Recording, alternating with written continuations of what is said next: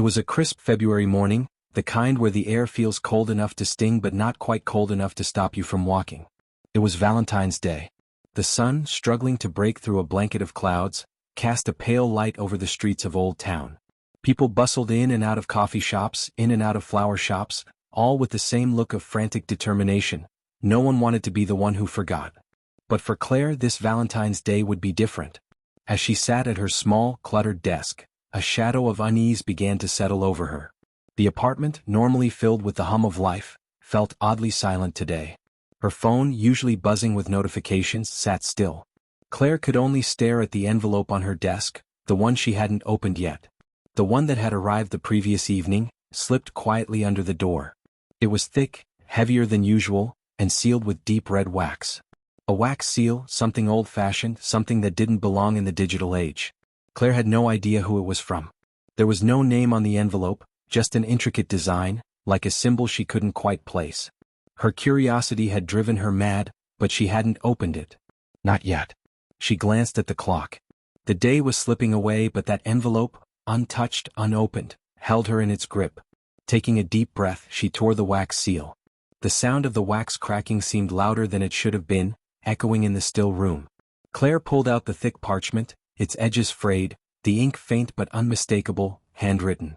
To the one who dares to open this gift, beware. You have been chosen for something far beyond what you can comprehend. Open it fully and you will see. The note was unsettling, but it wasn't the note itself that made her skin crawl. It was the feeling that something deeply unsettling, was beginning to unfurl within her mind. She could feel it, like an ancient presence that had been hiding just beyond the veil, watching, waiting. There was no return address. No sender's name. Just the cryptic words. She read it again, her heart racing now, but still she couldn't bring herself to open whatever was inside the envelope. Her fingers trembled. The atmosphere in the room had shifted, the air thickening as if the walls themselves were holding their breath. Claire felt as if the room had grown darker, though the sunlight was still filtering in through the blinds. With a trembling hand, she unfolded the parchment further. Beneath the written words, there was a small, dark object, wrapped in velvet cloth. She hesitated. Curiosity. Fear. Both tugged at her. She had to know. Slowly, Claire reached out and touched the object. It was warm, warmer than it should have been for something left in the cold morning air. As her fingers brushed against the cloth, the warmth intensified as if it were alive. The moment her fingers made contact, a faint whispering sound filled the room, too faint to hear clearly, yet undeniably there. It was as if a voice, soft, almost imperceptible, had been waiting for her to touch it. Open it, the voice seemed to say. A chill ran down her spine, but she couldn't stop now. She gently pulled the cloth away, revealing a small, ornate box. The box was made of dark wood, engraved with symbols she didn't recognize, runes perhaps, or something even older. The box itself seemed to pulse with an energy she couldn't explain. It was an object of mystery, an object that should not have been here, in her small apartment, in her life. She held it in her hand, turning it over, examining it. But as she did, the temperature in the room dropped even further. Her breath fogged in the air. The soft whispering grew louder, more insistent, like 1,000 voices all trying to speak at once. It wasn't just in her ears anymore, it was in her head. Claire stumbled back, her heart racing. She didn't know what she was dealing with, but something told her that this wasn't just some Valentine's prank. This was something far worse. She took a step back, the box feeling heavier now, like it was pulling at her, demanding her attention. Her mind raced. Should she open it? Should she walk away? She didn't know, but she could feel that she had already crossed a threshold. The whispering ceased, leaving her in silence, save for the sound of her own heartbeat. Claire took a deep breath and made her decision. With trembling fingers she opened the box. Inside, nestled on a bed of black velvet, was a small, perfectly sculpted heart. At first glance, it seemed like nothing more than an intricate piece of jewelry. But the more she looked at it, the more wrong it felt. It shimmered, but in a way that made her feel nauseous. It wasn't a heart at all. It was something else. Something living. The moment her fingers brushed it, the temperature plummeted even further, and Claire felt a jolt of energy course through her body. Her vision blurred for a moment. She gasped, but when her eyes cleared, she was no longer alone in the room. A figure stood before her, tall, cloaked in shadows, its features obscured. Claire's breath caught in her throat.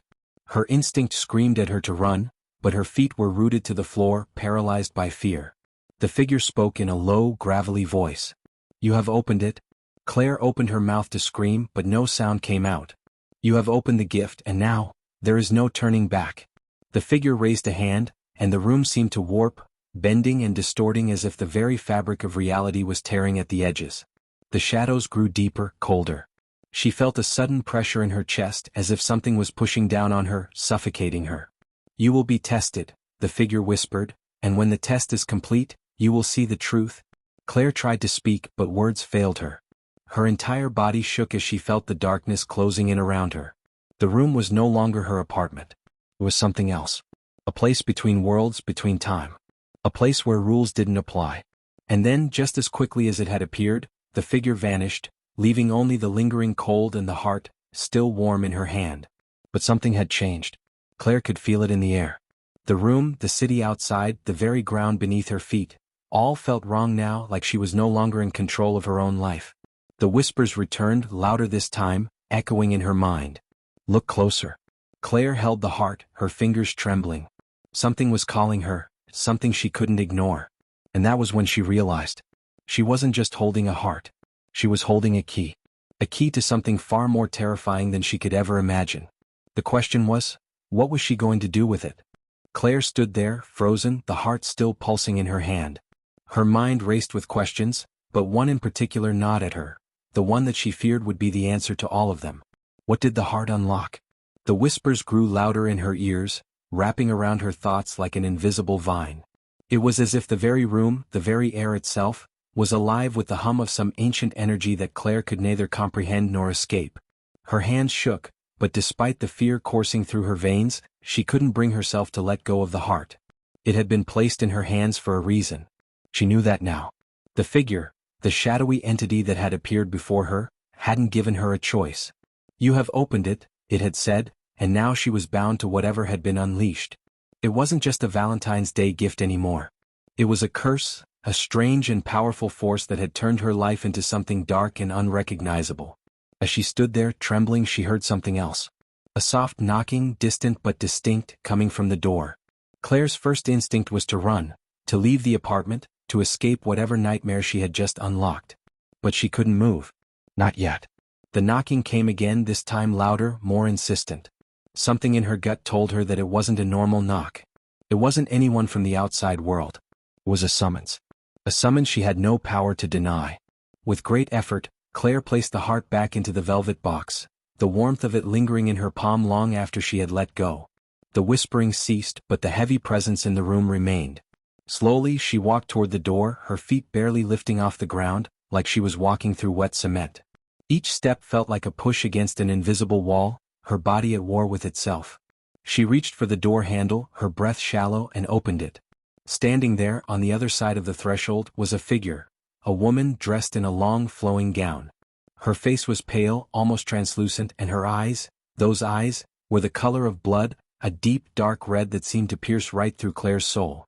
Claire, the woman said, her voice eerily calm, yet tinged with a sorrow that seemed to stretch across centuries. You were chosen. The woman stepped forward, and Claire instinctively backed away, her heart hammering in her chest. The woman's lips curled into a small, almost mournful smile.